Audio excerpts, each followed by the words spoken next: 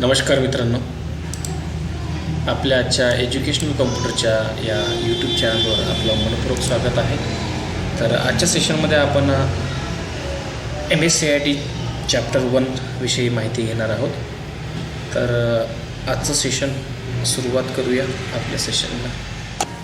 Welcome to online class subject MSCIT educational कम्प्युटरतर्फे आपलं सर्वांचं मनपूर्वक स्वागत आहे. तर विद्यार्थी मित्रांनो, आजचा जो आपला चॅप्टर आहे त्या चॅप्टरचं नाव आहे information technology, the internet and you. या चॅप्टरमध्ये आपण खालील विषय शिकणार आहोत. इन्फॉर्मेशन सिस्टीम नेमकं काय आहे आणि त्याच्यामधले जे घटक आहेत ते आपण या इन्फॉर्मेशन सिस्टीमचे घटक या सेशनमध्ये बघणार आहोत. मुख्यतः या सिस्टीममध्ये 6 घटक आहेत. त्याच्यामध्ये आहे पीपल म्हणजे लोक, नंतर आहे प्रोसिजर. इथं प्रोसिजर लिहिलेलं नाही आहे आणि आपण ते पुढे पाहणारच आहोत. प्रोसिजर आहे एक, आणि त्यानंतर सॉफ्टवेअर, हार्डवेअर, डेटा आणि नवीन एक तंत्रज्ञान जे आहे. आता आपण सर्वजण इंटरनेट वापरतो, तर ते कनेक्टिव्हिटीच्या माध्यमातून आपल्यापर्यंत इंटरनेट पोचलेलं असते. तर कनेक्टिव्हिटी आणि मोबाईल इंटरनेट हे पण आपल्या इन्फॉर्मेशन सिस्टीमचा महत्त्वाचा भाग आहे. ते पण या सेशनमध्ये आपण बघणार आहोत. मित्रांनो, इन्फॉर्मेशन सिस्टीम म्हणजे नेमकं काय? तर आपण बघतोय की आपण सध्या जी इन्फॉर्मेशन टेक्नॉलॉजी वापरत आहोत, तर इन्फॉर्मेशन टेक्नॉलॉजी त्याला आपण IT म्हणतो, किंवा जे काही आपल्या दैनंदिन जीवनामध्ये नवीन तंत्रज्ञानाचा आपण जो वापर करत आहोत, तर त्याला आपण इन्फॉर्मेशन टेक्नॉलॉजी असं म्हणतो. त्या टेक्नॉलॉजी जी आहे, प्रत्येक टेक्नॉलॉजी ह्या काही सिस्टीममधून बनलेली असते. तर इन्फॉर्मेशन टेक्नॉलॉजी ही इन्फॉर्मेशन सिस्टीम नावाच्या एका घटकापासून बनलेली आहे. इन्फॉर्मेशन सिस्टीमपासून बनलेली आहे. प्रत्येक एका सिस्टीममध्ये वेगवेगळे घटक असतात. त्या घटकामधून हे पूर्ण इन्फॉर्मेशन सिस्टीम बनलेली आहे. तर इन्फॉर्मेशन सिस्टीम पाहू आपण कोणकोणती आहे, त्यात घटक कोणकोणते आहेत. तर सर्वप्रथम पहिला घटक आहे पीपल. आपण पाहिलेलं आहे की जे काही युजर्स असतात त्यांच्या गरजा पूर्ण करण्यासाठी वेगवेगळ्या प्रकारचे सॉफ्टवेअर्स डेव्हलप होत असतात, किंवा नवीन नवीन हार्डवेअर्स डेव्हलप होत असतात. म्हणजे सांगायचं काय, तर ह्या मानवानेच मानवाच्या गरजा पूर्ण करण्यासाठी ह्या तंत्रज्ञानाचा उपयोग करून नवीन टेक्नॉलॉजी तंत्रज्ञान आहे ते विकसित केलेलं आहे, जेणेकरून त्यांची कामं हे सोपी झाली पाहिजेत. त्यांची कामं फास्टमध्ये, जलदमध्ये, अचूकपणे झालेली पाहिजेत. त्यासाठीच या इन्फॉर्मेशन सिस्टीमचा उदय झालेला आहे. त्या इन्फॉर्मेशन सिस्टीममधला महत्त्वाचा घटक म्हणजे पीपल आहे. कारण की लोकांनीच त्यांचा गरजा पूर्ण करण्यासाठी, प्रोडक्टिव्ह होण्यासाठी या इन्फॉर्मेशन सिस्टीमचा निर्माण केलेला आहे, त्यांनीच तयार केलेला आहे. म्हणून पीपल हा घटक खूप महत्त्वाचा आहे. आपण ते पण पाहणार आहोत. त्याच्यानंतर प्रोसिजर्स आहेत. जे काही इन्फॉर्मेशन सिस्टीममधले हार्डवेअर, सॉफ्टवेअर्स असतात, डेटा असतात, ते वापरायच्या काही प्रोसिजर्स असतात. त्या प्रोसिजर पण आपण याच लेसनमध्ये बघणार आहोत. प्रोसिजर पण या इन्फॉर्मेशन सिस्टीमचा भाग असतात. त्या प्रोसिजर आपल्याला माहीत असणं आवश्यक आहे. त्याचबरोबर आहे सॉफ्टवेअर. सॉफ्टवेअर्स म्हणजे काय, तर सूचनांचा संच असतो जो कम्प्युटरला आपल्या वेगवेगळ्या हार्डवेअरला इन्स्ट्रक्शन देण्याचं काम करतो, आणि वेगळ्या हार्डवेअरमधून ते काम करून घेण्याचं काम हे सॉफ्टवेअर्स करत असतात. त्याचे पण टाईप्स वगैरे आपण पाहणार आहोत. हा पण एक इन्फॉर्मेशन सिस्टीममधला महत्त्वाचा घटक आहे. त्याचबरोबर हार्डवेअर हा एक घटक आहे. हार्डवेअर्स जे कम्प्युटरचे फिजिकल पार्ट्स असतात, ज्याला टँजिबल पार्ट्स म्हणतो आपण. कम्प्युटरचे फिजिकल पार्ट्स ज्यांना आपण स्पर्श करू शकतो, सर्व प्रकारचे, किंवा आपण डिव्हायसेस म्हणतो त्यांना, सर्व प्रकारचे जे डिव्हायसेस असतात त्यांना हार्डवेअर्स असं म्हणतो आपण. ते पण हार्डवेअर्स हे एक इन्फॉर्मेशन सिस्टीमचा भाग आहे. त्याचबरोबर डेटा आहे. डेटा हे कच्ची माहिती असते जी आपण त्यावर प्रक्रिया करून कम्प्युटर, सॉफ्टवेअर आणि हार्डवेअरच्या मदतीनं प्रक्रिया करत असतो, आणि नंतर आपल्याला इन्फॉर्मेशन प्राप्त होत असते. ते आपण डिटेल्समध्ये पुढेच पाहू. आणि शेवटचा आहे 6वा भाग, तो आहे इंटरनेट. इंटरनेट हे आता आपल्या जीवनाचा एक अविभाज्य घटक बनलेला आहे. सोशली असेल किंवा तुम्ही प्रोफेशनली असेल, तर तुम्ही या इंटरनेटचा उपयोग करत असतो. तो एक या इन्फॉर्मेशन सिस्टीमचा अत्यंत महत्त्वाचा घटक आहे. आता जर सध्या जर वेगवेगळे ॲप्लिकेशन सॉफ्टवेअर्स वगैरे जे आहेत किंवा हार्डवेअर्स आहेत हे इंटरनेटवर चालणारे जे आहेत, जास्तीत जास्त इंटरनेटवर काम तुम्ही करू शकता. इंटरनेट जर नसेल तर आपली प्रोडक्टिव्हिटी कमी होऊ शकते. म्हणून इंटरनेट पण हा एक महत्त्वाचा घटक या इन्फॉर्मेशन सिस्टीममध्ये ॲड झालेला आहे. तर आपण याची पर्सनल डिटेल्स घेऊ एक एक.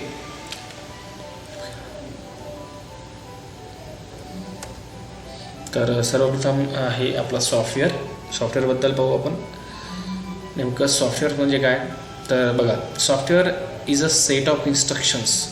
सॉफ्टवेअर हे एक वेगळ्या इन्स्ट्रक्शनचं एक सेट असतो, एक संच असतो आणि या संचाच्या माध्यमातून वेगवेगळ्या प्रकारचे जे इन्स्ट्रक्शन्स असतात त्या कम्प्युटरला दिल्या जातात आणि त्या कम्प्युटर म्हटल्यापेक्षा की जे काही हार्डवेअर्स असेल त्या हार्डवेअरला ते सूचना दिल्या जातात आणि त्याच्या मदतीनं आपल्याला कम्प्युटर म्हणजे त्या सूचनांवर काम करून आपण आपलं आउटपुट्स निर्माण करू शकतो. नेमकं काय असते आपण ते पाहू. सॉफ्टवेअर अशी एक वस्तू असते. सॉफ्टवेअर म्हणजे काय नेमकं, तर सॉफ्टवेअर म्हणजे एक इलेक्ट्रॉनिक सिग्नल्स असतात जे आपण कम्प्युटरला क्रमवार सूचना देत असतो आणि त्या सूचनातून कम्प्युटर काम करत असते, हार्डवेअर काम करत असते. तर ते आपण पाहू डिटेल्समध्ये नेमकं काय आहे ते. बघा, सॉफ्टवेअर म्हटल्यावर सॉफ्टवेअरमध्ये काही पार्ट्स आलेले आहेत. सॉफ्टवेअरचे 2 पार्ट्स आहेत मुख्यतः. एक आहे सिस्टीम सॉफ्टवेअर आणि एक आहे ॲप्लिकेशन सॉफ्टवेअर. तर ॲप्लिकेशन सॉफ्टवेअरबद्दल आपण पुढे पाहू. सध्या आपण सिस्टीम सॉफ्टवेअरबद्दल पाहू. आता याच्या नावावरच सगळं अवलंबून आहे. सिस्टीम सॉफ्टवेअर म्हणजे काय, तर कम्प्युटरच्या सिस्टीमला काम करण्यासाठी किंवा कम्प्युटरच्या सिस्टीम व्यवस्थित चालण्यासाठी, सिस्टीमला काही सेवा पुरवण्यासाठी, सिस्टीम योग्य प्रकारे काम करते का नाही करत हे पाहण्यासाठी किंवा सगळ्या हार्डवेअरवर सॉफ्टवेअरवर जे काही नियंत्रण ठेवण्यासाठी जर कोणता प्रोग्राम असेल किंवा कोणतं सॉफ्टवेअर असेल जे आपल्या कम्प्युटरवर टाकत असतो तर ते सिस्टीम सॉफ्टवेअर प्रकारातले असतात. आपण त्याच्यात पाहू. System software enable the application software to interact with the computer hardware. System सॉफ्टवेअरवर जे काही बाकीचे सॉफ्टवेअर्स असतात जे युजर वापरत असतात ती सॉफ्टवेअरबरोबर चालले पाहिजेत, रन झाले पाहिजेत, त्यांनी काम केलं पाहिजेत, याची जबाबदारी हे सिस्टीम सॉफ्टवेअरची असते. System software that helps the computer manage it on internal resources. कम्प्युटरच्या अंतर्गत असणारे सर्व रिसोर्सेस, सर्व भाग या सर्वांना मॅनेज करण्याचं काम हे सिस्टीम सॉफ्टवेअर करत असतं. सिस्टीम सॉफ्टवेअर नेमकं कोणकोणते आहे, तर सिस्टीम सॉफ्टवेअरचे मुख्यतः 4 भाग आहेत. त्याच्यामधलं पहिलं आहे ऑपरेटिंग सिस्टीम, दुसरं आहे युटिलिटीज, तिसरं आहे डिव्हाइस ड्रायव्हर्स आणि चौथं आहे लँग्वेज ट्रान्सलेटर्स. हे 4 मुख्य पार्ट्स आहेत. मी परत एकदा रिपीट करतो. पहिलं आहे ऑपरेटिंग सिस्टीम, त्याला OS असं म्हटलं जाते. दुसरं आहे युटिलिटीज म्हणजे सर्व्हिस प्रोग्राम, जे वेगवेगळ्या सेवा आपण कम्प्युटरमध्ये मिळवू शकतो ते युटिलिटीजच्या माध्यमातून युटिलिटीज आहेत. डिव्हाइस ड्रायव्हर्स आहेत, नवीन ॲप्लिकेशन्स, नवीन हार्डवेअर जेव्हा तुम्ही कम्प्युटरला जोडता त्यासाठी आवश्यक प्रोग्राम्स जो असतो त्याला डिव्हाइस ड्रायव्हर्स असं म्हणतात. त्याचबरोबर लँग्वेज ट्रान्सलेटर्स आहेत. लँग्वेज ट्रान्सलेटर्स हे भाषांतर करत असतात. Human language to computer language आणि computer language to human language असा हा प्रवास असतो. तर ते आपण पाहणार आहोत की ते ट्रान्सलेट कसं करतात. नेमकं लँग्वेज ट्रान्सलेटर्स म्हणजे नेमकं काय ते पण आपण पाहणार आहोत. तर हे 4 पार्ट्स आहेत महत्त्वाचे. 4 सॉफ्टवेअरचे टाईप्स आहेत सिस्टीम सॉफ्टवेअरचे. सॉफ्टवेअरचे 2 प्रकार आहेत, एक सिस्टीम अँड ॲप्लिकेशन सॉफ्टवेअर्स. परंतु सिस्टीम सॉफ्टवेअरचे 4 प्रकार आहेत, operating system, utilities, device drivers and language ट्रान्सलेटर्स.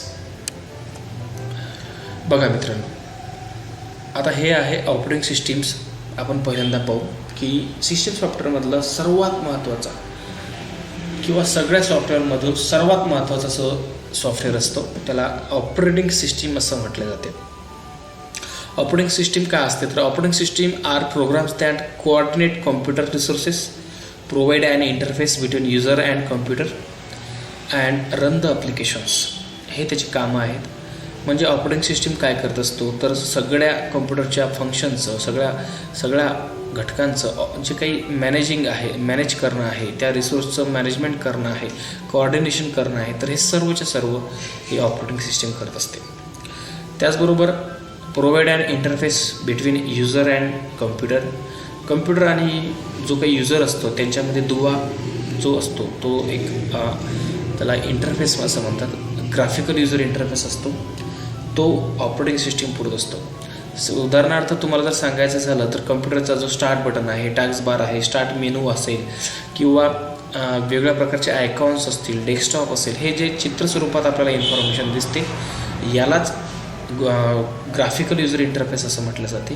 की तुम्ही डायरेक्ट चित्रावर क्लिक करून किंवा स्टार्ट बटनाच्या चित्रावर क्लिक केलं तर तुम्ही स्टार्ट मेनू ओपन करू शकता. शटडाऊन करायचं असेल तर शटडाऊनचं चित्र असेल किंवा वेगवेगळ्या प्रकारचे सिम्बॉल्स असतात किंवा वेगवेगळ्या प्रकारचे आयकॉन्स असतात, त्या आयकॉनवर क्लिक करून तुम्ही प्रोग्राम हाताळू शकता. तर हे जे प्रोग्राम्स आहेत वेगवेगळ्या ग्राफिक्सच्या स्वरूपात आपल्यासमोर आणण्याचं काम हे आपल्या ऑपरेटिंग सिस्टीमचं असते. त्याला युजर इंटरफेस प्रोव्हायडेशन असं म्हणतात किंवा provide and interface between user and computer. ते ग्राफिकल युजर इंटरफेस GUI असं त्याला म्हटलं जाते. हे पुरवण्याचं काम या ऑपरेटिंग सिस्टीमचं असतं. सेकंड म्हणजे काय, थर्ड आहे, पहिलं आपण पाहिलं होतं की सगळं रिसोर्सचं व्यवस्थापन करणं. दुसरं आहे इंटरफेस देणं आहे युजरनं. आणि तिसरं आहे रन द ॲप्लिकेशन्स. जे काही वेगवेगळ्या प्रकारचे ॲप्लिकेशन्स असतात, जसं वर्ड असेल, एक्सेल असेल, पॉवर पॉईंट असेल किंवा पेंट असेल किंवा एखादं ब्राउझर असेल की ज्याच्यामध्ये तुम्ही इंटरनेट यूज करता, हे सगळं ते प्रोग्राम व्यवस्थित रन झाले पाहिजेत, हे लोड झाले पाहिजेत मेमरीमध्ये आणि आपण वापरायला तयारच झालो पाहिजेत. इथपर्यंतचा सर्व प्रवास किंवा इथपर्यंतचे सर्व जे कामं असतात हे ऑपरेटिंग सिस्टीम करत असते. मुख्यतः 3 कामं आहेत ऑपरेटिंग सिस्टीमचे, हे तुम्हाला समजलं पाहिजे. याच्यामधलं पहिलं आहे सगळ्या कॉम्प्युटरचे जे रिसोर्सेस आहेत त्याचं व्यवस्थापन करणे.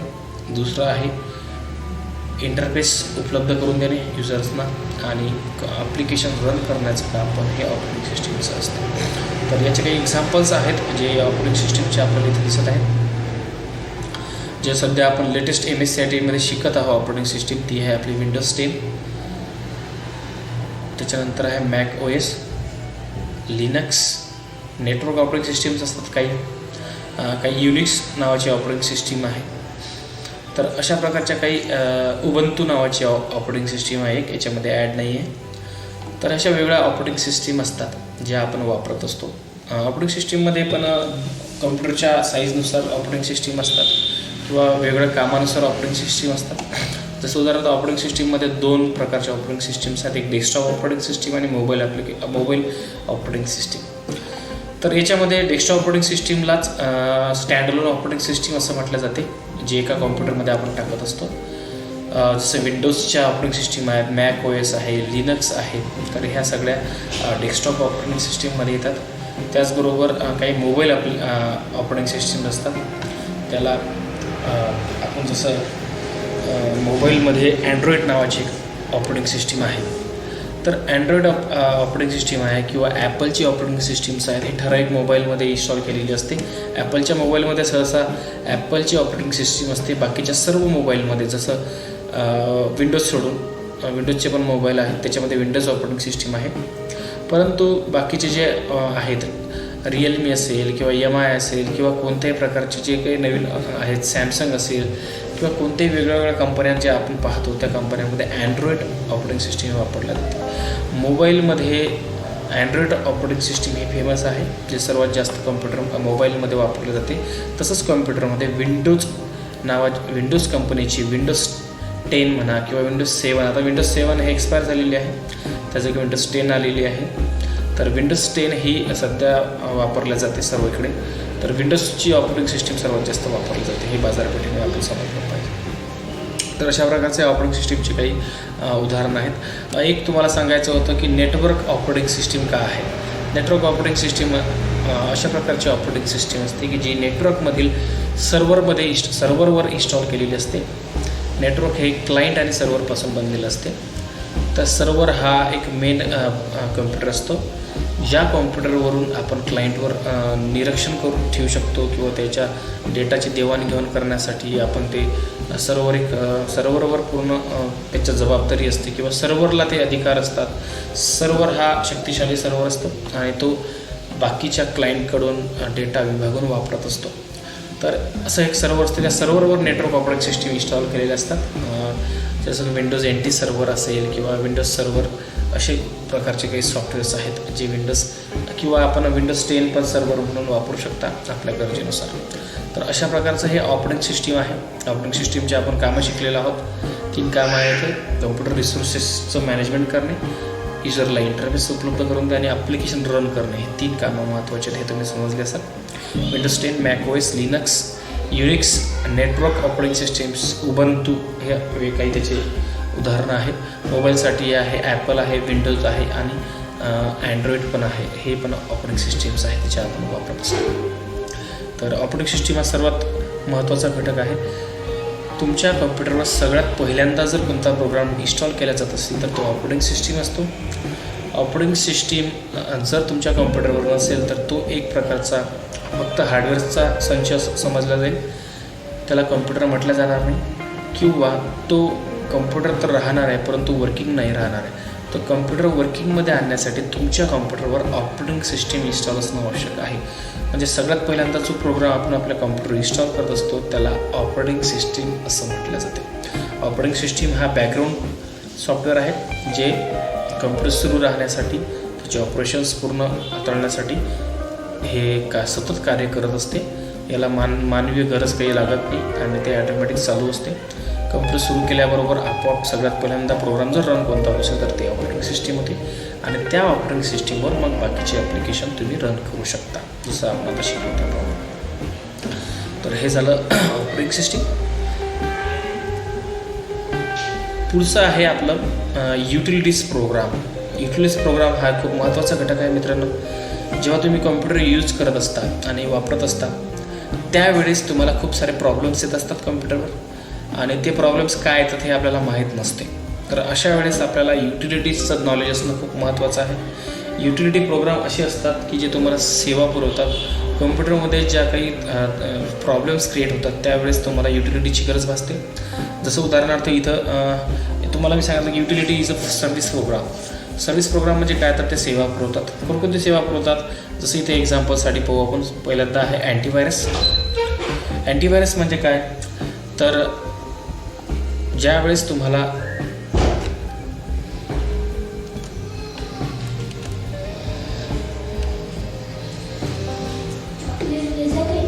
अँटीव्हायरस प्रोग्राम म्हणजे काय तर तुमच्या कम्प्युटरवर जर व्हायरसचा शिरकाव झाला, तुमचं कम्प्युटर व्यवस्थित काम करत नाही, स्लो झालेला आहे किंवा ॲटोमॅटिकली फाईल्स तयार करत आहे किंवा कोणत्याही प्रकारचे काही स्टार्टअपमध्ये प्रॉब्लेम येत असेल किंवा कम्प्युटर चालू होत नाही, कम्प्युटर एकदम स्लो होतो, तर अशा वेळेस आपण समजू शकतो की त्याच्यामध्ये व्हायरस आला असेल. तर तुम्ही तुमच्या कम्प्युटरवर व्हायरस काढून टाकण्यासाठी अँटीव्हायरस नावाचा एक प्रोग्राम असतो, तो इन्स्टॉल करणं आवश्यक आहे. एकतर तुम्ही जेव्हा पेन ड्राईव्ह वगैरे लावता किंवा बाहेरून आणून काही तुम्ही मोबाईल लावता तर तुमच्या मोबाईलमध्ये जर व्हायरस असेल तर तो कम्प्युटरमध्ये जाऊ शकतो किंवा कम्प्युटरमधला व्हायरस तुमच्या मोबाईलमध्ये जाऊ शकतो. तर अशा वेळेस तुम्ही एक सर्व्हिस प्रोग्राम वापरला पाहिजे, त्याचं नाव आहे अँटीव्हायरस. वेगवेगळ्या कंपन्यांचे अँटीव्हायरस उपलब्ध आहेत बाजारपेठेत. तुम्ही ते विकत घेऊ शकता आणि तुमच्या कम्प्युटर इन्स्टॉल करू शकता आणि तुमचं कम्प्युटर हा व्हायरसपासून सिक्युअर करू शकता. नंतर डिस्क क्लीनअप आहे. डिस्क क्लीनअपमध्ये पण आपण पाहणार आहोत. हे झालं अँटीव्हायरस, फक्त व्हायरस काढून टाकण्याचं याचं काम आहे, याच्यासाठी वापरतात हा. त्याचे आपण प्रकार पाहू. जसं नॉर्टन आहे, मॅकेफी आहे, कॅस्परकी आहे, AVG अँटीव्हायरस आहे, अवास्ट आहे, NP आहे, अविरा आहे. हे सगळे एक प्रकारचे काय आहेत अँटीव्हायरसचे प्रोग्राम्स आहेत जे आपल्याला व्हायरस काढून टाकण्यासाठी मदत करतात. त्याचबरोबर डिस्क क्लीनअप नावाची एक युटिलिटी असते जी फ्री युटिलिटी आहे आपल्या कम्प्युटरवर. डिस्क क्लीनअपचा अर्थ असा होतो की तुमच्या कम्प्युटरच्या डिस्कवर ज्या काही अनावश्यक फाईल्स, अनवॉन्टेड फाईल्स या प्रोग्रामच्या सोबत ओपन होत असतात आणि त्या आपली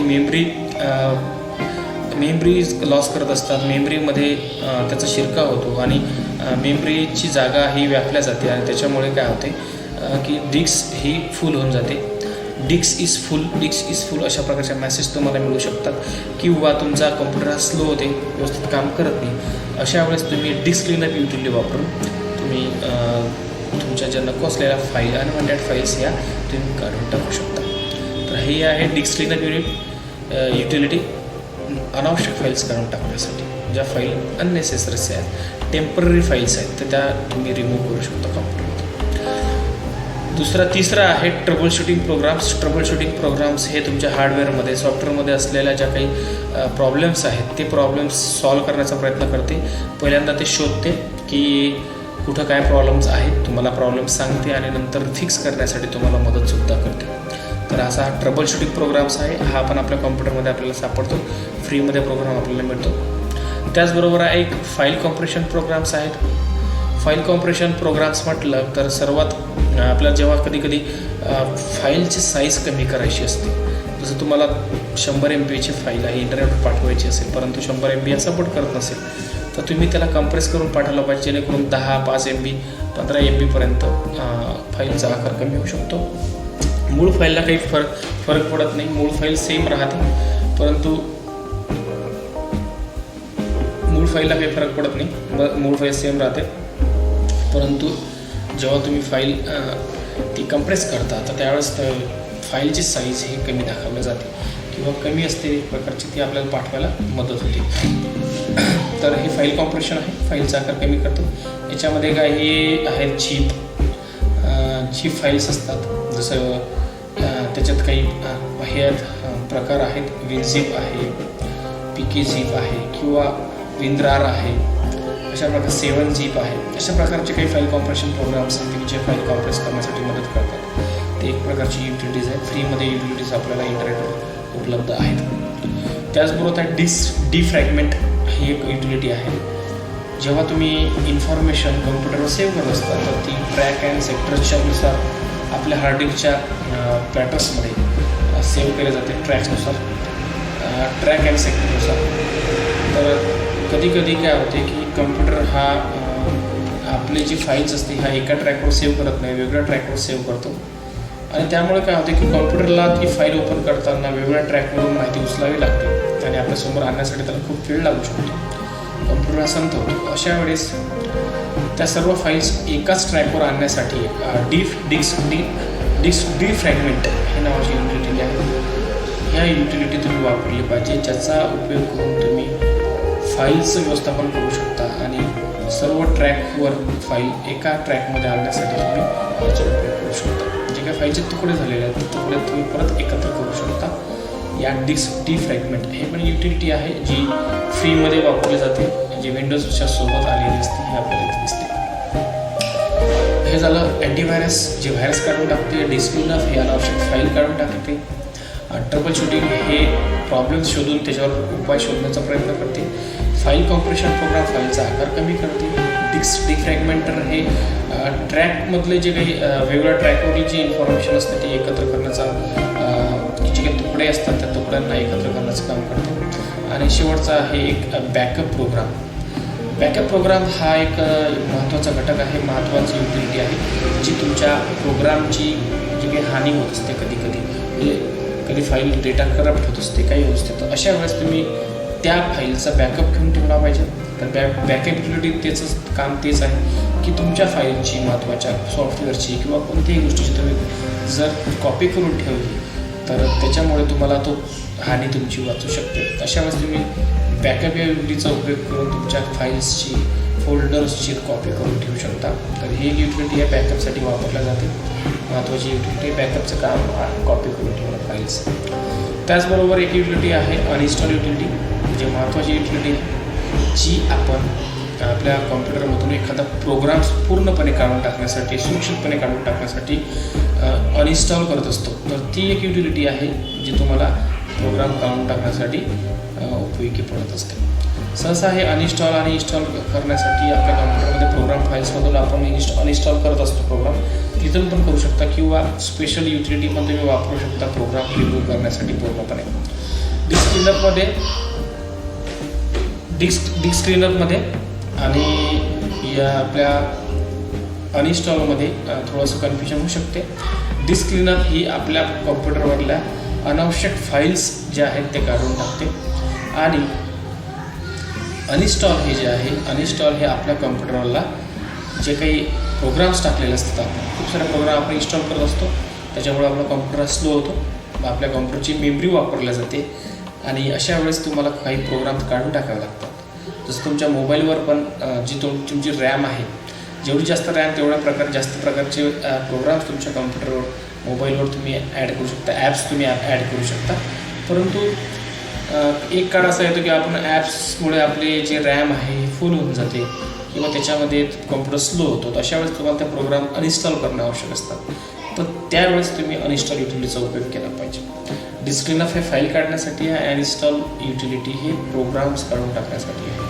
प्रोग्राम्स आणि फाईल समजून घ्यायचं आहे आपल्याला. फाईल्स म्हणजे डॉक्युमेंट्स वगैरे असतात, एक प्रकारचे डॉक्युमेंट फाईल किंवा एखादं म्युझिक फाईल असेल किंवा अशा ज्या फाईल्स असतात किंवा टेम्पररी फाईल्स म्हणतो आपण, टेम्पररी फाईल्स असतात ॲक्च्युली त्या काढण्यासाठी आपण डिस्क्लीनअपचा वापर करतो. आणि प्रोग्राम्स म्हणजे आपले कोणतेही प्रोग्राम असेल जे काही सॉफ्टवेअर्स असतात ते काढून टाकण्यासाठी अनइन्स्टॉल युटिलिटीचा उपयोग करत असतात. युटिलिटी मुख्यतः 2 प्रकारच्या आहेत. फ्री युटिलिटी आहेत काही ज्या विंडोजसोबत येतात, जसं बॅकअप आहे, कॅरेक्टर मॅप आहे, डिस्क क्लीनअप आहे, डिस्क डिफ्रॅगमेंटर आहे.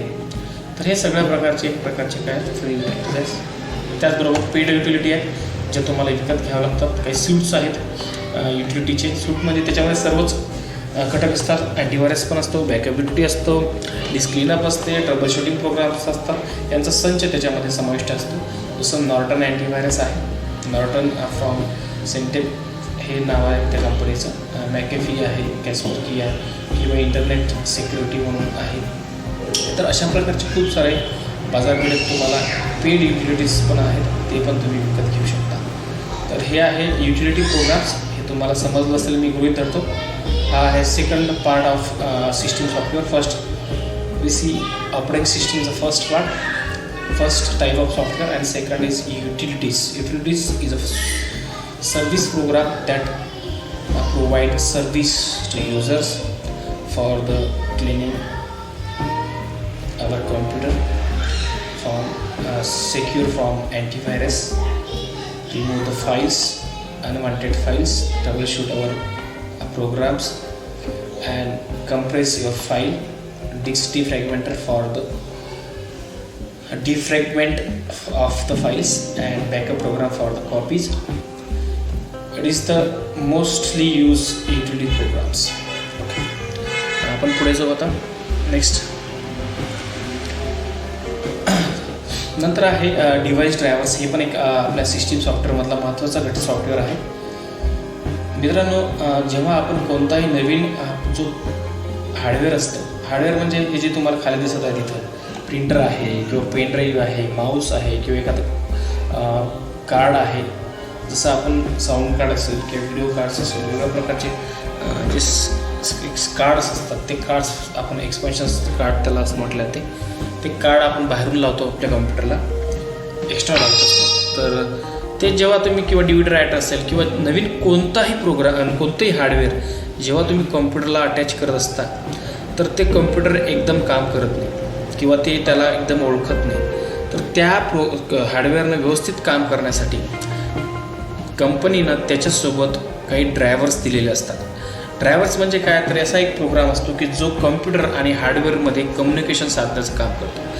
कम्प्युटरमध्ये आणि हार्डवेअरमध्ये जर कम्युनिकेशन साधायचं असेल तर तो प्रोग्राम इन्स्टॉल असणं आवश्यक आहे. तुम्ही कधी प्रिंटर आणता आणि प्रिंटर लावता, कम्प्युटरला कनेक्ट करता, पॉवर प्लग पण ऑन करता, परंतु आपल्याला प्रिंट काढता येत नाही. कधी अडचणी जातात. याचं काय कारण असू शकते, तर त्याचं एक कारण असू शकते तुमचं जर प्रिंटर व्यवस्थित असेल आणि कम्प्युटरला अटॅच असेल आणि तरी प्रिंट निघत नसतील तर एक काम असं करू शकता तुम्ही, तुमच्या कम्प्युटरचे जे काही डिव्हाइस ड्रायव्हर्स असते त्याच्यासोबत आलेले प्रिंटरसोबत ते कम्प्युटरमध्ये इन्स्टॉल करणं आवश्यक आहे. तोपर्यंत तुमचा प्रिंटर हा कम्प्युटरला कनेक्ट झाला असं समजलं जात नाही किंवा ते कम्प्युटरला ते डिव्हाइस कोणतं आहे हे ओळखू पण येत नाही.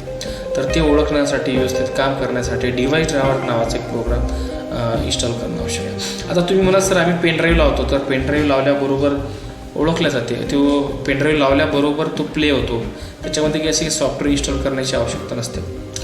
तर पेन ड्राईव्ह असेल किंवा माऊस असेल किंवा कीबोर्ड असेल, असे काही जे काही डिव्हायसेस असतात तर त्याचे जे हे असतात डिव्हाइस ड्रायव्हर्स असतात हे ऑलरेडी कॉम्प्युटरमध्ये ऑपरेटिंग सिस्टीमच्यामध्ये वेळेस ते इन्स्टॉल केलेले असतात.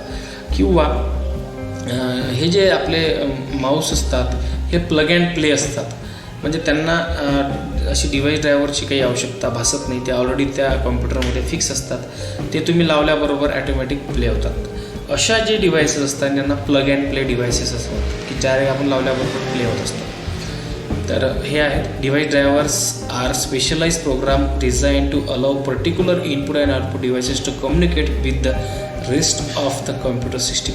कम्प्युटर सिस्टीमला आपल्याला काही इनपुट आउटपुट उपकरणं जर जोडायची असतील तर डिव्हाइस ड्रायव्हर्स हा प्रोग्राम इन्स्टॉल करणं आवश्यक आहे, महत्त्वाचा घटक आहे. आणि आपल्याला कधी कधी छोट्याशा कामासाठी आपल्याला हार्डवेअरवर जावं लागतं, कारण की आपल्याला वाटते की आपला प्रिंटरमध्ये बिघाड असते, पण ॲक्च्युली कधी कधी प्रिंटरमध्ये किंवा डिव्हाइसमध्ये बिघाड नसून तुम्ही डिव्हाइस ड्रायव्हर इन्स्टॉल केलं नसल्यामुळे ते वर्क करत नाही, हे पण पाहणं आवश्यक आहे. याचं नॉलेज तुम्हाला असणं आवश्यक आहे. जसं साऊंड आहेत, जर तुमच्या कम्प्युटरवर तुम्ही स्पीकर वगैरे लावले असतील पण आज स्पीकरमध्ये आवाज येत नसेल तर याचा अर्थ असंही असू शकते की तुम्ही साऊंड ड्रायव्हर इन्स्टॉल केलेले नसू शकते. तर ते साऊंड ड्रायव्हर तुम्हाला इन्स्टॉल करणं आवश्यक आहे, तेव्हाच तुमच्या स्पीकरमधून तुम्हाला आवाज ऐकायला मिळू शकते किंवा तेच कम्प्युटरशी कनेक्ट होऊ शकते. आपलं जे काही स्पीकर्स असतील किंवा हेडफोन असतील, तर अशा प्रकारचे हे डिव्हाइस ड्रायव्हर्स आहेत. आपण हे शिकलो असेल. पहिलं तर आपण ऑपरेटिंग सिस्टीम, दुसरं युटिलिटीज, तिसरं आहे डिव्हाइस ड्रायव्हर्स, चौथा आहे लँग्वेज ट्रान्सलेटर्स. लँग्वेज ट्रान्सलेटर्स म्हणजे काय, तर कम्प्युटर हा आपली भाषा जाणत नाही हे आपल्याला माहीत आहे. कम्प्युटर बायनरी लँग्वेजचा उपयोग करत असतो. बायनरी लँग्वेज ही 0 आणि 1 या इलेक्ट्रॉनिक सिग्नल्सपासून बनलेली असते, इलेक्ट्रिकल सिग्नलपासून बनलेली असते. आणि 0 म्हणजे ऑफ आणि 1 म्हणजे ऑन अशी ती स्थिती असते इलेक्ट्रिसिटीची. कम्प्युटरला ती भाषा समजते, परंतु आपल्याला भाषा जी समजते ही कम्प्युटरला भाषा समजली पाहिजे, त्यानंतर प्रक्रिया केली पाहिजे. यासाठी इनपुट डिव्हायसेस असतात. इनपुट डिव्हायसेस ट्रान्सलेट डेटा आणि programs that human can understand into a form that the computer can process.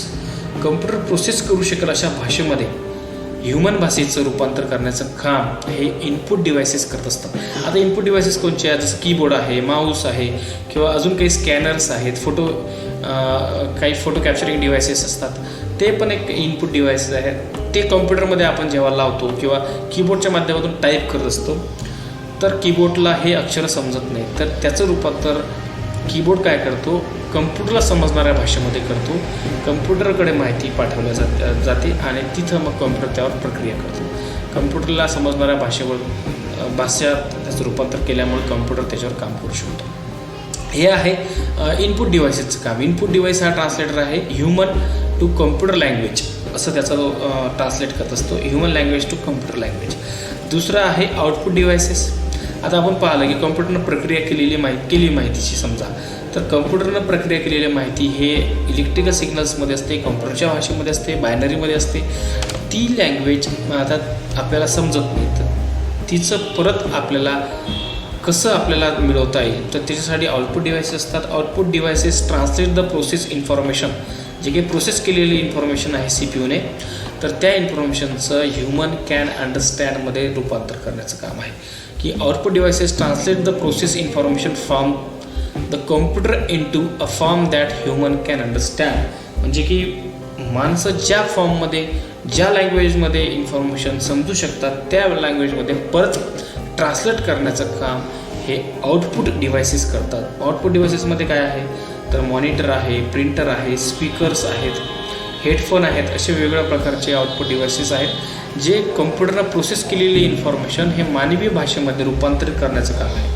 तर हे तुम्हाला समजलं असेल. इनपुट डिव्हायसेस हे ह्युमन लँग्वेज टू कम्प्युटर लँग्वेजमध्ये ट्रान्सलेट करतो, तर आउटपुट डिव्हायसेस हे कम्प्युटर लँग्वेज टू ह्युमन लँग्वेजमध्ये ट्रान्सलेट करायचं काम करतो.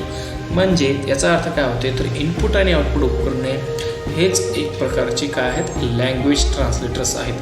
हे कम्प्युटरसाठी लँग्वेज ट्रान्सलेटर्स आहेत, जे ह्युमनचं कम्प्युटर समजणाऱ्या भाषेमध्ये, इलेक्ट्रिकल भाषेमध्ये त्याचं रूपांतर करत असतात.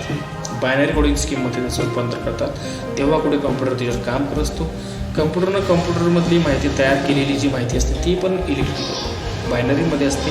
तिचं रूपांतर परत आपल्या भाषेत करण्याचं काम हे आउटपुट डिव्हायसेस करत असतात. तर हे 4 महत्त्वाचे सिस्टीम सॉफ्टवेअरचे प्रकार आहेत. एक ऑपरेटिंग सिस्टीम, युटिलिटीज प्रोग्राम, नंतर आहे डिव्हाइस ड्रायव्हर्स आणि नंतर आहे लँग्वेज ट्रान्सलेटर्स. तर हे तुम्हाला समजलं असेल, मी असं गृहीत धरतो. आणि पुढे जाऊ आपण. त्याच्यानंतर आहेत ॲप्लिकेशन सॉफ्टवेअर्स, महत्त्वाचे घटक आहे. Application softwares. सिस्टीम सॉफ्टवेअरचे आपण 2 घटक पाहणार होतो. एक आहे ॲप्लिकेशन सॉफ्टवेअर आणि एक आहे सिस्टीम सॉफ्टवेअर आणि एक आहे ॲप्लिकेशन सॉफ्टवेअर. आपण याच्या अगोदर पाहिलं सिस्टीम सॉफ्टवेअर हे सिस्टीमसाठी असतात. कम्प्युटर व्यवस्थित चालला पाहिजे, कम्प्युटरमध्ये व्हायरस नाही गेला पाहिजे, किंवा कम्प्युटरनं ट्रान्सलेट केलं पाहिजे, किंवा कम्प्युटरमध्ये एखादा हार्डवेअर त्यात अटॅच झाला पाहिजे. असे काही आपण सॉफ्टवेअरचे प्रकार पाहिले ते सिस्टीम व्यवस्थित चालण्यासाठी आहेत.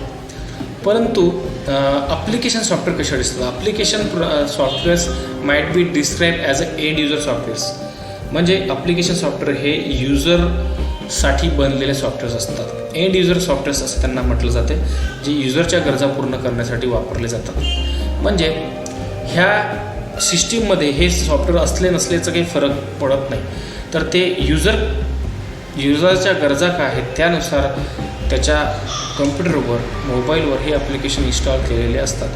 जसं वर्ड आहे, ज्यांना लेटर्स वगैरे बनवायचं असेल तर त्यांना वर्ड हा प्रोग्राम आपल्या कम्प्युटरवर इन्स्टॉल केला पाहिजे, तर ते इन्स्टॉल तुमच्या कम्प्युटरवर केलेला असतो हा ॲप्लिकेशनचे 3 प्रकार आहेत.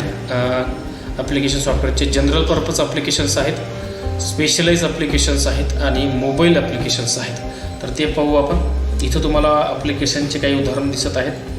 पहिलं आहे जनरल पर्पज ॲप्लिकेशन. जनरली सगळ्या डिपार्टमेंटमध्ये, सगळ्या करिअर्समध्ये त्याचा उपयोग केला जातो. जनरल पर्पज ॲप्लिकेशन्समध्ये जसं ब्राउझर आहे, वर्ड प्रोसेसर आहे, स्प्रेडशीट आहेत, database management system, presentation graphics, किंवा इथे दिसणारे हे वेगळ्या प्रकारचे ॲप्लिकेशन्स तुम्हाला दिसतात, ॲप दिसतात. गुगल ड्राईव्ह आहे, वर्ड, एक्सेल, पॉवर पॉईंट आहे, डेटाबेस मॅनेजमेंट सिस्टीम आहे, PDF आहे, ॲडोसिटी आहे, किंवा डॉक्युमेंट्स आहेत, जीमेल आहे. हे याचा सगळ्याच जण उपयोग करत असतात. त्याच्यामुळे ह्याला जनरल पर्पज ॲप्लिकेशन असं म्हटलं जाते. हे तुम्हाला समजलं असेल. हे आपण ॲप्लिकेशन सॉफ्टवेअरचा प्रकार पाहू पहिला, जनरल पर्पज ॲप्लिकेशन. दुसरं आहे स्पेशलाइज ॲप्लिकेशन्स. जसं स्पेशलाइज ॲप्लिकेशन हे स्पेशल प्रोग्राम्स असतात जे स्पेशल कामासाठी वापरले जातात. जसं टॅली आहे, फोटोशॉप आहे, कोरल ड्रॉ आहे. टॅली अकाउंटिंगसाठी वापरले जाते. फोटोशॉप, कोरल ड्रॉ आणि किंवा ॲडोब इलिस्ट्रेटर असतात, डिझायनिंगचे असतात. तर हे डिझायनिंगसाठी वापरतात. या सॉफ्टवेअरचा युजर ग्राफिक डिझाईन करण्यासाठी स्पेशल प्रोग्राम्स असतात, किंवा काही वैद्यकीय क्षेत्रातले काही सॉफ्टवेअर असतात ते स्पेशल असतात सॉफ्टवेअर्स, त्याला स्पेशलाइज ॲप्लिकेशन म्हणतात. Specialise application for specialise task. Special जे काम असतात त्या स्पेशल कामासाठी याचा उपयोग केला जातो. हे तुम्ही समजलं घेतलं पाहिजे. स्पेशलाइज ॲप्लिकेशन जे फॉर याचा प्रत्येकजण यूज नाही करत, तर ठराविक लोक यूज करतात जे स्पेशलाइज आहेत. ज्यांना आता डिझायनिंग करायचं तर डिझायनिंगचं वापरतात, ज्यांना अकाउंटिंग करायचे असतात ते अकाउंटिंगचं सॉफ्टवेअर वापरतात. तर वर्ड, एक्सेल, पॉवर पॉईंट याचा सर्वजण यूज करतात, सर्व क्षेत्रात त्याचा वापर करतात, म्हणून त्याला जनरल पर्पज म्हणतात. परंतु हे जे आहेत आपले ॲप्लिकेशन हे स्पेशल लोक वापरत असतात त्यांच्या गरजा पूर्ण करण्यासाठी. तिसरं आहे मोबाईल ॲप्लिकेशन्स. मोबाईल ॲप्लिकेशनबद्दल आपण सर्वजण जाणतो. Mobile applications are small programs primarily design for the mobile और स्मार्टफोन्स और टॅबलेट्स. आता याच्यामध्ये खूप सारे प्रोग्राम्स आहेत. आता आपण इथं पाहतो लिंक्डइन आहे, फेसबुक आहे, यूट्यूब आहे, त्याच्यानंतर ट्विटर आहे, व्हॉट्सअप आहे, स्कायपी आहे, जीमेल आहे, प्ले स्टोअर आहे. लाखो करोडो ॲप्स आहेत जे आपण प्ले स्टोअरवर पाहतो. ते सर्वचे सर्व ॲप्स जे आहेत ते सर्व एक प्रकारचे मोबाईल ॲप्लिकेशन्स आहेत, जे आपण आपल्या मोबाईलवर कॅमेरा असेल, जीमेल असेल, गुगल फोटोज असेल, किंवा वेगवेगळ्या प्रकारचे व्हिडिओ चॅट्स जे असतील, किंवा सोशल नेटवर्किंग साईट्सचे काही ॲप्स आहेत, हे सगळ्याचे सर्व ॲप आहेत. तर त्यांना मोबाईल ॲप्लिकेशन्स किंवा ॲप्स असं म्हटलं जातं. तर हे तुम्हाला समजलं असेल. ॲप्लिकेशन सॉफ्टवेअरचे 3 प्रकार आहेत. एक आहे जनरल पर्पज जे नेहमी सगळेजण यूज करत असतात, स्पेशलाइज प्रोग्राम स्पेशलाइज कामासाठी, आणि मोबाईल ॲप्लिकेशन जे मोबाईलमध्ये किंवा टॅबलेटमध्ये यूज केले जातात त्यांना मोबाईल ॲप्लिकेशन्स असं म्हटलं जातं. हे झालं आपलं सॉफ्टवेअरचं प्रकार. सॉफ्टवेअरचं प्रकार मी तुम्हाला सांगितलं. सॉफ्टवेअरचे 2 प्रकार, सिस्टीम आणि ॲप्लिकेशन्स. नंतर हार्डवेअर. आता हार्डवेअरमध्ये पण काही प्रकारचं ते पाहू आपण. नेमकं हार्डवेअर म्हणजे काय, तर कम्प्युटरचा जो फिजिकल पार्ट्स असतात, जसं आता सांगायचं म्हटलं तर keyboard, Mouse, monitor, speaker, headphones, web camera असेल किंवा प्रोजेक्टर असेल, हे सगळ्याचे सर्व काय आहेत तर हार्डवेअर्स आहेत कम्प्युटरचे. ते काही भागामध्ये विभागले जातात. त्याच्या अगोदर आपण हे पाहू की कम्प्युटरचे प्रकार कोणते आहेत, म्हणजे त्याच्यामुळे आपल्याला कम्प्युटरचे हार्डवेअर कसे असतात हे आपण पाहायला सोपी जाते. कम्प्युटरचे हार्डवेअर हे कम्प्युटरच्या आकारानुसार असतात. जसं कम्प्युटरचे आकार जे आहेत किंवा त्याचे प्रकार जे आहेत, मेन जे प्रकार आहेत त्याचे 4 आहेत. एक आहे पर्सनलाइज कम्प्युटर, त्यांना मायक्रो कम्प्युटर असं म्हटलं जाते. दुसरं आहे सुपर कम्प्युटर. तिसरं आहे मेन फ्रेम कम्प्युटर आणि नंतर आहे मिड रेंज कम्प्युटर. इथं आपल्याला दिसते सुपर कम्प्युटर हा एका रूममध्ये, एका हॉल एवढा पण मोठा असू शकतो. मोठमोठ्या कंपन्यामध्ये माहिती साठवण्यासाठी त्याचा उपयोग करतो किंवा कम्प्युटिंगचे कामं करण्यासाठी. जसं नासा आहे, नासामध्ये त्या सुपर कम्प्युटरचा वापर केला जातो अंतराळातील जे काही हालचाली असतात त्यांच्यावर नियंत्रण ठेवण्यासाठी. मेन फ्रेम कम्प्युटर्स आहेत. सुपर कम्प्युटर एवढा फास्ट नसला तरी ह्या मोठमोठ्या कंपन्यामध्ये वापरला जातो. त्याचबरोबर मिनी कम्प्युटर्स आहे, हा पण सर्व्हरसाठी वापरला जातो. वेगळ्या मोठ्या कंपन्यामध्ये, विमा कंपन्या असतील त्या अशा कंपन्यामध्ये त्याचा उपयोग केला जातो लाखो लोकांचे, ग्राहकांचे डेटाबेस ठेवण्यासाठी. आणि मायक्रो कम्प्युटर यांना पर्सनल कम्प्युटर असं म्हटलं जाते. तर पर्सनल कम्प्युटर्स हा युजरसाठी असतो, जे सामान्य लोक वापरत असतात.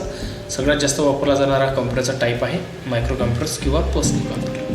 पर्सनल कम्प्युटरचे काही प्रकारचे आहेत. पर्सनल कम्प्युटरमध्ये आहे डेस्कटॉप कम्प्युटर, जो डेस्कवर ठेवलेला असतो. इथं आपल्याला दिसते माऊस, कीबोर्ड, माऊस, CPU हे वेगवेगळे असतात. CPUला सर्व घटक, कीबोर्ड, माऊस, मॉनिटर किंवा बाकीचे इनपुट आउटपुट डिव्हाइसेस CPUला जोडलेले असतात. लॅपटॉप कम्प्युटर आहे. लॅपटॉपला बिजेगरीनं त्याची स्क्रीन जोडलेली असते, कीबोर्ड पण जोडलेलं असते.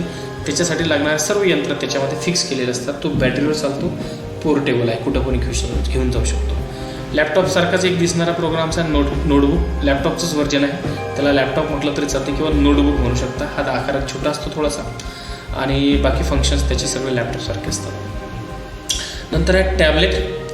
टॅबलेट हा एक मोबाईलसारखाच ॲप्लिकेशन्स कम्प्युटर आहे, तर तो आकारानं हा मोठा असतो आणि आपल्या बोटांचा स्पर्श घेऊन तो काम करत असतो, मोबाईलसारखाच टॅबलेट म्हणतात त्याला. नंतर आहे स्मार्टफोन, जे आपण यूज करत असतो, ज्यांना आपण अँड्रॉईड मोबाईल्स म्हणतो. अँड्रॉईड मोबाईल असेल किंवा मग ॲपलचे मोबाईल्स असतील तर त्यांना स्मार्टफोन्स असं म्हणतो आपण. तो एक प्रकारचा कम्प्युटर आहे. त्याचं हार्डवेअर्स तुम्हाला माहीत आहे, ते छोटंसं हार्डवेअर्स असते. त्याला AC अडॅप्टर असते बाहेरून वीज पुरवण्यासाठी आणि आपण चार्ज करू शकतो. टॅबलेटला पण चार्ज करू शकतो आणि लॅपटॉपला पण चार्ज करू शकतो. फक्त डेस्कटॉप कॉम्प्युटर हा डायरेक्ट पोर्टमधून इलेक्ट्रिसिटी घेत असतो. नंतर आहे एक 5वा प्रकार. पहिला आहे desktop computer, tablet PC, tablet computer, laptop, smartphone and wearable काही कॉम्प्युटर्स आहेत जे हातावर तुम्ही घालू शकता, स्मार्टवॉचसारखे. तर वेरेबल इथं तुम्हाला दिसत आहे, वेरेबल कॉम्प्युटर जे तुमच्या हातावर तुम्ही घालू शकता आणि स्क्रीन टचच्या मदतीनं तुम्ही त्याच्यावर काम करू शकता. तर अशा प्रकारचे काही नवीन कॉम्प्युटर्स आलेले आहेत. हे सर्व पर्सनल कॉम्प्युटर आहेत. सर्व पर्सनल लोक आपापल्या गरजेनुसार, आपापल्या कामानुसार ते यूज करत असतात. तर हे पाहिलं आपण. हार्डवेअर पण त्याच्या स्वरूपात राहतात. कम्प्युटर, पर्सनल कम्प्युटरचं हे पाहायला आपण पर्सनल कम्प्युटर. आता हार्डवेअर पाहू आपण कोणकोणते असतात. तर प्रत्येक कॉम्प्युटरमध्ये 2 घटक तर महत्त्वाचे आहेत, जसे मेमरी अँड मायक्रो प्रोसेसर्स. तुमच्या कम्प्युटरच्या कोणते कम्प्युटर असो, जे मी वरील तुम्हाला सर्व कम्प्युटर सांगितले, पर्सनल कम्प्युटर्स असो की super computer, main frame, mini computers, त्यांच्यामध्ये पण हे हार्डवेअर असतात, फक्त त्याचा आकार लहान मोठा असतो. किंवा जे पर्सनल कम्प्युटर्स आहेत, टॅबलेट, डेस्कटॉप, त्याच्यानंतर स्मार्टफोन्स असतील किंवा लॅपटॉप असतील, तर त्यांच्यामध्ये हे सर्व घटक असतात. 2 घटक महत्त्वाचे आहेत त्याच्यामधले कम्पोनंट्स, त्यांना प्रोसेसर आणि रॅम असं म्हटलं जाते. प्रोसेसर म्हणजे हा कम्प्युटरचा मेंदू असतो, जे इथं आपल्याला चिप दिसते, ही प्रोसेसरची चिप आहे. तो कम्प्युटरची चिप आहे. त्याच्यामध्ये 2 भाग असतात. एक असते ALU आणि एक असते CU. हे 2 प्रकारचे ऑपरेशन्स हा प्रोसेसर करत असतो. ALU म्हणजे काय, तर अर्थमॅटिक लॉजिकल युनिट, म्हणजे की कम्प्युटरमधले जे वेगळ्या प्रकारचे कॅल्क्युलेशनची कामं आहेत किंवा तार्किक कामं आहेत, गणितीय कामं आहेत, हे सर्व करण्याचं काम हे ALU डिपार्टमेंट सांभाळत असते. CPUचे 2 घटक आहेत महत्त्वाचे. आणि CU एक आहे कंट्रोल युनिट, कम्प्युटरच्या सर्व यंत्रांचं, मदरबोर्डवर बसवलेल्या सर्व यंत्रांवर नियंत्रण ठेवण्याचं काम हे कंट्रोल युनिट करत असते. तर हे 2 घटक महत्त्वाचे आहेत. आणि कम्प्युटरच्या सिस्टीममध्ये जे काही सिस्टीम युनिट आहे, त्या सिस्टीम युनिटमध्ये काही रॉम पण असतात, त्याला रीड ओनली मेमरीज असं म्हटलं जाते. जे मॅन्युफॅक्चरर्स असतात ते त्याच्यामध्ये त्यांची इन्फॉर्मेशन, बायोस इन्फॉर्मेशन वगैरे त्याच्यामध्ये सेव्ह केलेली असते, ते आपण चेंज करू शकत नाही. त्याला रॉम असं म्हणतात, रीड ओनली मेमरी. हे पण लक्षात ठेवणं आवश्यक आहे. तर हे आहे आपलं parts of system units. Micro processor, RAM, ROM हे महत्त्वाचे घटक आहेत. त्या व्यतिरिक्त पण काही घटक आहेत ते आपण पाहू. हे झालं सिस्टीम युनिट. सिस्टीम युनिट म्हणजे एक कंटेनर असतो ज्याला आपण कॅबिनेटसुद्धा म्हणतो, जो CPU म्हणतो आपण. त्या CPUच्या आत हे दोन घटक महत्त्वाचे आहेत, रॅम आणि मायक्रो प्रोसेसर. रॅमचं काम काय आहे तर कम्प्युटरला ज्या प्रोग्रामवर काम करायचं आहे तो प्रोग्राम लोड करण्याचं काम रॅम करत असते. जेव्हा तुम्ही कोणता एखादा प्रोग्राम ओपन करत असता तो त्यावेळेस रॅमवर ओपन असतो, त्याच्यावर प्रोसेसर काम करत असते. जेव्हा तुम्ही प्रोग्राम तो बंद करता तो दुसऱ्या मेमरीवर, म्हणजे सेकंडरी स्टोरेज म्हणतो आपण त्याला, त्या मेमरीवर पाठवल्या जाते. आणि रॅमवरची माहिती ही तात्पुरत्या स्वरूपाची असते. फक्त इलेक्ट्रिसिटी ऑन असेपर्यंतच इन्फॉर्मेशन हे रॅमवर असते. जेव्हा तुम्हाला माहिती ट्रान्सफर करायची असते तेव्हा तुम्ही ही इन्फॉर्मेशन सेव्ह करणं आवश्यक असते हार्ड ड्राईव्हवर. तुमच्या कॉम्प्युटरच्या दुसऱ्या मेमरीवर, सेकंडरी स्टोरेजवर तुम्ही सेव्ह करणं आवश्यक आहे. इलेक्ट्रिसिटी गेल्यावर रॅमवरली माहिती ही उडून जाऊ शकते. म्हणून याला प्रायमरी स्टोरेज, व्होलाटाईल स्टोरेज किंवा तात्पुरतं स्टोरेज असं म्हटलं जातं. टेम्पररी स्टोरेज असं म्हटलं जाते रॅमला. तर हे आहे रॅम आणि मायक्रो प्रोसेसर हे सिस्टीम युनिटचे दोन महत्त्वाचे घटक आहेत, हे लक्षात ठेवायचं आहे. त्यानंतर आहेत इनपुट डिव्हायसेस. इनपुट डिव्हायसेस म्हणजे तुम्हाला मग सांगितल्याप्रमाणे ट्रान्सलेटरचं काम करत असतात. ते ह्युमन लँग्वेज टू कम्प्युटर लँग्वेजमध्ये इनपुट डिव्हायसेसमध्ये खूप सारे डिव्हायसेस आहेत. ज्या इनपुट डिव्हायसेस कसे ओळखायचे तर ज्या डिव्हायसेसमधून इन्फॉर्मेशन ही CPUमध्ये जाते, कम्प्युटरमध्ये जाते, त्या डिव्हायसेसना इनपुट डिव्हायसेस असं म्हणतात. जसं उदाहरणार्थ काय वेब कॅमेरा आहे, माऊस आहे, स्कॅनर आहे, टच स्क्रीन आहे, कीबोर्ड आहे, माऊस आहे, माईक आहे, हे सर्व आहेत. मेनली कीबोर्ड, माऊस, स्कॅनर आणि माईक हे यूज केले जातात इनपुट डिव्हायसेस इन्फॉर्मेशनसाठी. पण आपल्याला प्रतिमा, डॉक्युमेंट कम्प्युटरमध्ये पाठवायचे असतील तर आपण स्कॅनरचा उपयोग करत असतो. ज्या डिव्हाइसमधून इन्फॉर्मेशन सिस्टीमच्या आत चालली, कम्प्युटरच्या आत चालली, त्या डिव्हायसेसना इनपुट डिव्हायसेस असं म्हटलं जाते. त्या इनपुट डिव्हायसेस, आता इन्फॉर्मेशन म्हणा त्याला किंवा इन्स्ट्रक्शन्स म्हणा, ह्या सर्व कम्प्युटरला देणाऱ्या जे डिव्हाइसेस असतात त्यांना इनपुट डिव्हायसेस म्हणतात. दुसरं हे पण कम्प्युटरचे हार्डवेअर्स आहेत. मग सगळे आपण पहिला सिस्टीमच्या आतले घटक पाहिले होते, हे बाहेरून आपण जे काही इनपुट डिव्हायसेस लावत असतो ते सर्व हार्डवेअरमध्ये येतात कम्प्युटरच्या. त्याचबरोबर आउटपुट डिव्हायसेस आहेत. आउटपुट डिव्हाइस ट्रान्सलेट करतात डेटा कम्प्युटरला समजणाऱ्या भाषेचा ह्युमनमध्ये. तर याच्या मुख्यतः मॉनिटर आहेत, प्रिंटर आहेत आणि स्पीकर आहेत इथं आपल्याला दिसतात. त्याचबरोबर हेडसेट आहे, प्रोजेक्टर आहे किंवा प्लॉटर नावाचं एक ॲप्लिकेशन्स आहे, एक हार्डवेअर आहे ज्याच्यातून मोठमोठे प्रिंटर्स प्रिंट काढू शकतो आपण. जसं रुब्रिक्स वगैरे असतात, फ्लेक्स वगैरे असतात, ते तुम्ही याच्यातून प्रिंट करू शकता.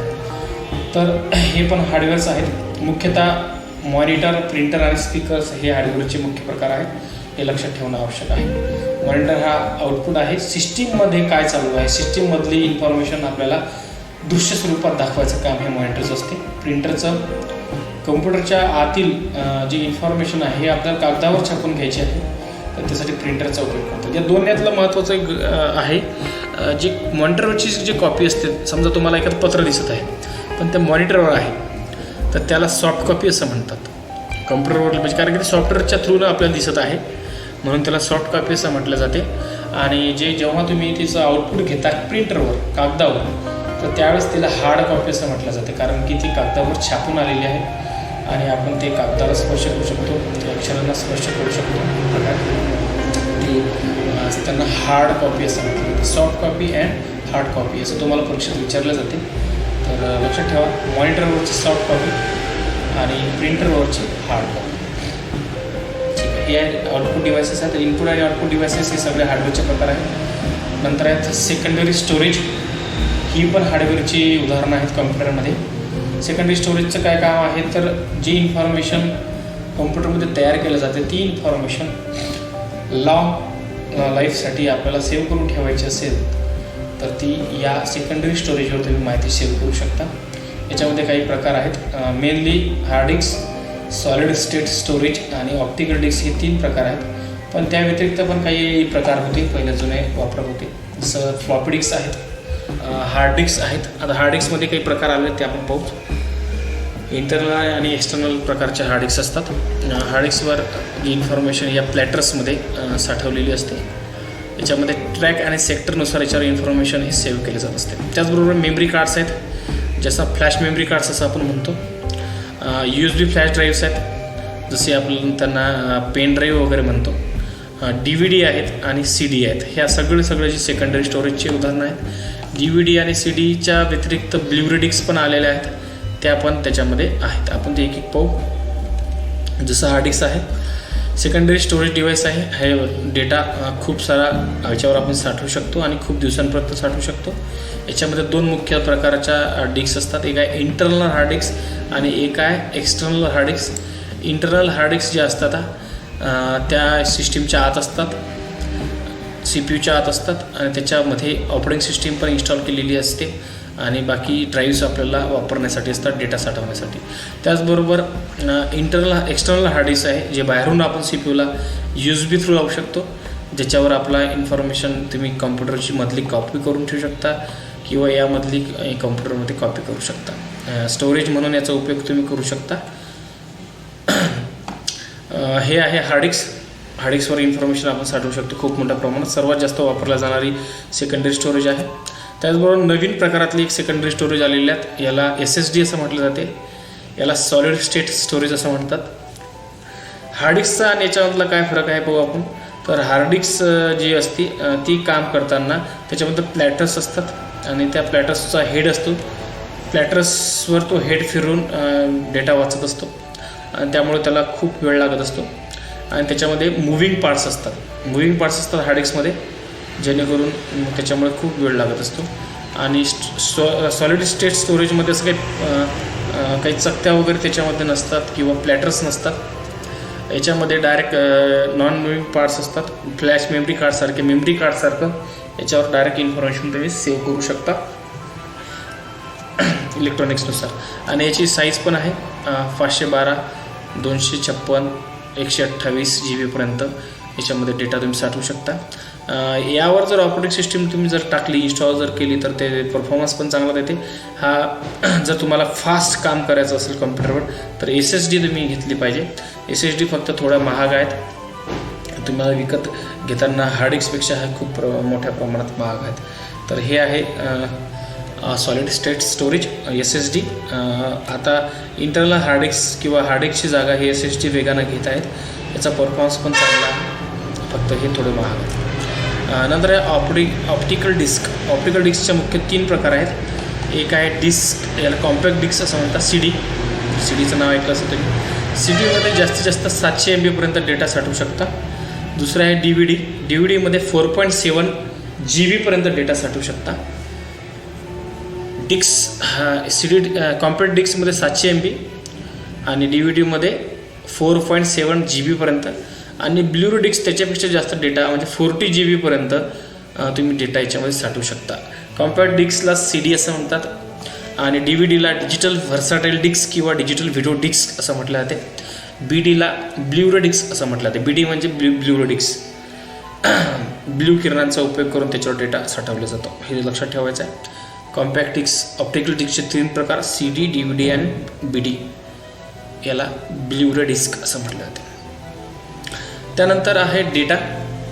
एक चॅप्टर पाहू आपण सॉफ्टवेअर पाहिलं, आपण हार्डवेअर पाहिलं, पीपल पाहिले आपण. वेगळ्या प्रकारे वेगवेगळ्या क्षेत्रात पीपल वापर करत असतो आपल्या कॉम्प्युटरचा सिस्टीमचा. आता आहे डेटा म्हणजे काय नेमकं. तर data is a raw unprocessed fact including text, numbers, images and sounds. As we mention earlier processed data become information. कम्प्युटरमध्ये जो आपण कच्ची माहिती ठेवत असतो साऊंडच्या स्वरूपात, MP3 असेल, व्याव असेल किंवा मूवीच्या फाईल्स असतील किंवा काही डॉक्युमेंट्स फाईल असतील, PNG फाईल्स असतील, पिक्चरच्या फाईल असतील किंवा शब्दांच्या फाईल असतील, ज्या वेगवेगळ्या प्रकारच्या फाईल्स असतात त्याच्यामध्ये आपण इन्फॉर्मेशनच्या स्वरूपात सेव्ह करत असतो एक प्रकारे. किंवा तुमच्या मोबाईलवर जसं फोटोग्राफ्स असतात किंवा कॉन्टॅक्ट्स असतात किंवा अजून काही डॉक्युमेंट्स असतात, तो जो सर्व काही माहिती असते त्यांना डेटा असं म्हटलं जातं. म्हणजे की जसं उदाहरण आपण म्हणतो आपल्या कॉम्प्युटर जर समजा किंवा मोबाईल जर समजा फॉर्मॅट करावं लागला तर आपण म्हणतो की माझ्या कॉम्प्युटरमधलं मोबाईलमधलं सर्व डेटा गेला म्हणजे काय, तर त्याच्यावर असणारा सर्व फोटोग्राफ्स असतील तुमची किंवा तुमचे कॉन्टॅक्ट्स असतील किंवा अजून काही इन्फॉर्मेशन असेल ते तुम्ही जे सेव्ह करून ठेवता वेगवेगळ्या टाईपमध्ये, काही डॉक्युमेंट्स असतात, काही फोटो असतात किंवा काही प्रोग्राममध्ये बनवलेल्या काही फाईल्स असतात, हे सर्व काय असतात तर डेटा असतात. तर डेटाचे मुख्यतः 4 प्रकार आहेत. एक आहे documents files, worksheet files, database files आणि प्रेझेंटेशन्स फाईल. डॉक्युमेंट्स फाईल ह्या सहसा DOCX या एक्सटेन्शननं ओळखल्या जातात. कधी पण लक्षात ठेवायचं, प्रत्येक फाईल ही एका एक्सटेन्शनमध्ये साठवली जाते. जसं आणि त्या एक्सटेन्शनवरून ओळखलं जाते की ही फाईल कोणत्या प्रकारची आहे, डेटा टाईप कोणत्या प्रकारचा. जसं उदाहरणार्थ तुम्हाला सगळ्यांना ओळखतं आहे, मी जर तुम्हाला म्हटलं की MP3 हा जो डेटा टाईप आहे, एक्सटेन्शन आहे, तर या फाईलमध्ये काय असणार, तुम्ही ओळखू शकता की या फाईलमध्ये ऑडिओ असणार, कारण की ही संगीताची फाईल आहे. MP3 म्हणजे संगीताची फाईल असते. किंवा तुम्हाला जरा म्हटलं मी की एक मूव्ही फाईल आहे, मूव्ही फाईल तर सरळ ती व्हिडिओची फाईल आहे. तर अशा प्रकारच्या काही फाईल असतात. JPG फाईल आहे तर ते फोटोची फाईल आहे, किंवा TXT यायचं तर ते टेक्स्ट डॉक्युमेंट आहे,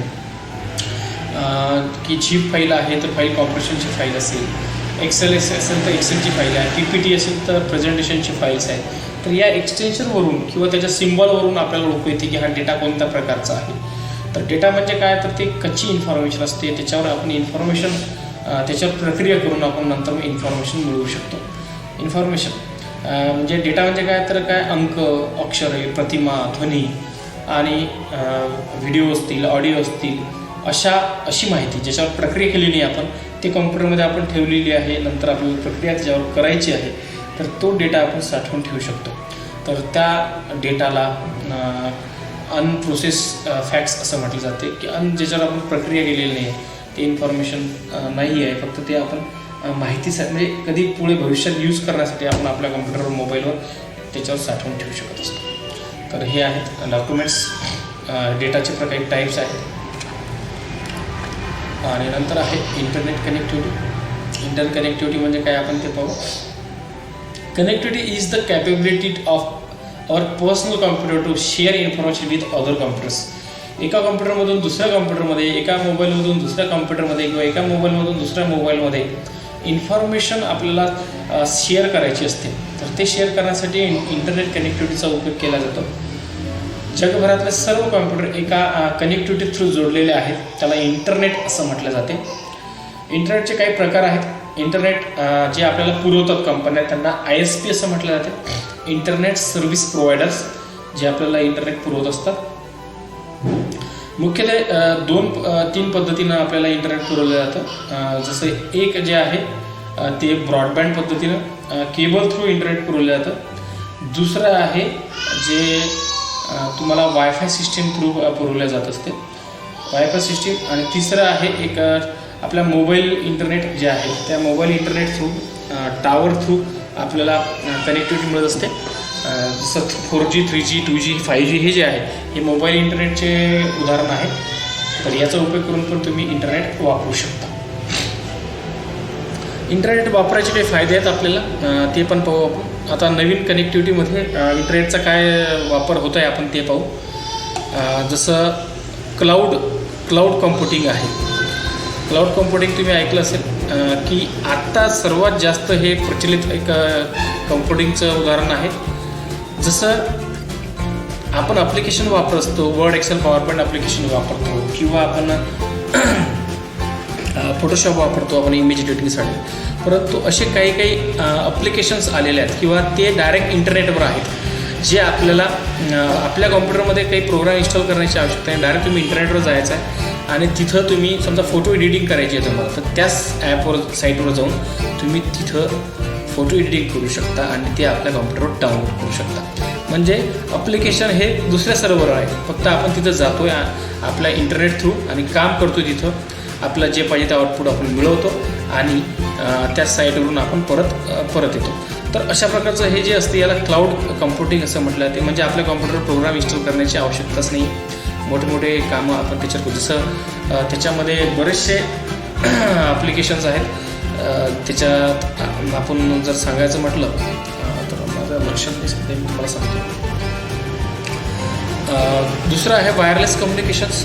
वायरलेस कम्युनिकेशन तुम्हाला माहीत आहे, जे मोबाईल थ्रू आपण जे काही कनेक्टिव्हिटी करतो त्याला वायरलेस कम्युनिकेशन असं म्हटलं जातं. आता बऱ्याचशा क्षेत्रामध्ये वायरलेस कम्युनिकेशनचा वापर होत आहे.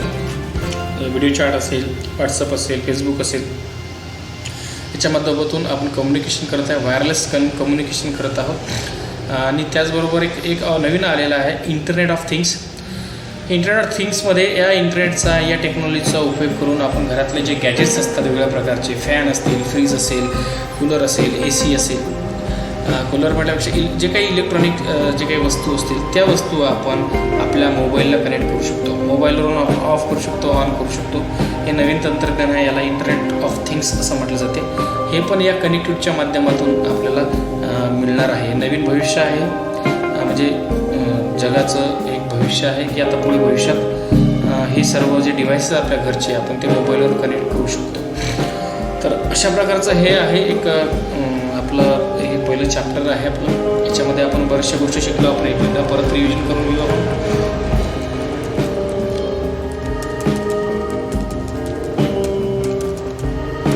बघा, याच्यामध्ये आपण आपल्या आजच्या चॅप्टरचं नाव होतं information technology and internet and you. याच्यामध्ये आपण पाहिलं होतं इन्फॉर्मेशन सिस्टीम. इन्फॉर्मेशन सिस्टीमचे 6 भाग आहेत: people, procedure, software, hardware, data आणि इंटरनेट. सॉफ्टवेअर पाहिलं होतं आपण. सॉफ्टवेअरचे 2 प्रकार: सिस्टीम सॉफ्टवेअर आणि ॲप्लिकेशन सॉफ्टवेअर. सिस्टीम सॉफ्टवेअरचे operating system, utilities, device drivers and language translators हे प्रकार आहेत. त्यामध्ये ऑपरेटिंग सिस्टीम पाहिलं होतं आपण. ऑपरेटिंग सिस्टीममध्ये हे पाहिलं होतं की ऑपरेटिंग सिस्टीमचे कार्य काय आहे: कम्प्युटरचं रिसोर्स मॅनेजमेंट करणे, ॲप्लिकेशन रन करणे आणि युजर इंटरफेस पुरवण्याचं काम आहे ऑपरेटिंग सिस्टीमचं. याचे काही एक्झाम्पल्स पाहिले होते आपण. Windows 10, Mac OS, Linux, Unix हे सगळे ऑपरेटिंग सिस्टीमचे प्रकार आहेत. याच्यामध्ये 2 प्रकारच्या ऑपरेटिंग सिस्टीम आहे: डेस्कटॉप आणि मोबाईल पाहिला होता आपण. मोबाईलसाठी अँड्रॉइड आणि ॲपल असते आणि डेस्कटॉपसाठी विंडोज, मॅक OS, लिनक्स अशा प्रकारचे ऑपरेटिंग सिस्टीम असतात. युटिलिटीज प्रोग्राम पाहिले होते आपण. Antivirus program, disk cleanup program, troubleshooting, file compression, disk cleanup, disk defragmenter आणि बॅकअप प्रोग्राम.